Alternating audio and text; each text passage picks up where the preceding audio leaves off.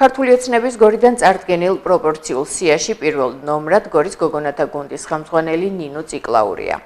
ამავე სიაში მეორე ადგილს მარლენ ნადირაძე იკავებს, ხოლო მესამე ნომრად მმართველმა გუნდმა სპორტსმენი არჩილ ბარამიძე წარადგინა.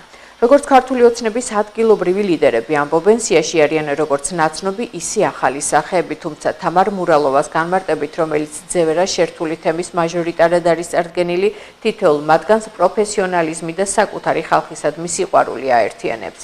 რაც შეეხება სხვა პარტიებს, ლელო ძლიერი საქართველოს გორელი წარმომადგენლების პროპორციული სია უკვე გამოქვეყნდა, სადაც პირველი ნომერი გელა შარვაშიძე იქნება, მეორე ნომრად კი პარტიამ მაია კოჭლამაზაშვილი წარადგინა. სიის სამეულშია ნაილი მელანაშვილი. ლელოში ამბობენ, რომ თითოეული კანდიდატი პროფესიონალიზმით გამოირჩევა და გამარჯვების შემთხვევაში გორის საკრებულოში ხალხის ინტერესებს გაატარებს.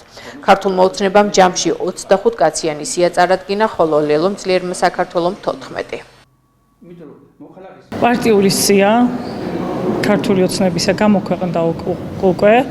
რა თქმა უნდა, სიაში არიან როგორც უკვე ცნობადი გამოცდილი სახეები, ასევე არიან ახალი სახეები, მაგრამ არიან ასევე ამავე დროს როგორც ახალი, ამავე დროს საზოგადოების საკმაოდ ცნობილი, საკმაოდ კომპეტენტური, საკმაოდ განათლებული, გამოცდილი პროფესიონალები, ასე რომ ამ სიაზე საკმაოდ იმუშავა პარტიამ. ყველანაირად ეცადა პარტია, რომ აბსოლუტურად სია ყოფილიყო ისეთი კადრები დაკომპლექტებული, რომელზეც კითხვის ნიშანი არ ექნებოდა საზოგადოებას და ვფიქრობ, რომ ნამდვილად თითოეული მათგანი არის ნამდვილად ღირსეული, წარმატებული აქამდე სადაც საქმიანობდნენ ისინი და ვფიქრობ, რომ ნამდვილად წაადგება მათი საქმიანობა ჩვენს მუნიციპალიტეტს, ჩვენს ქალაქს და ჩვენს სოფლებს. ძლიერი საქართველოს დაიწყო თავისი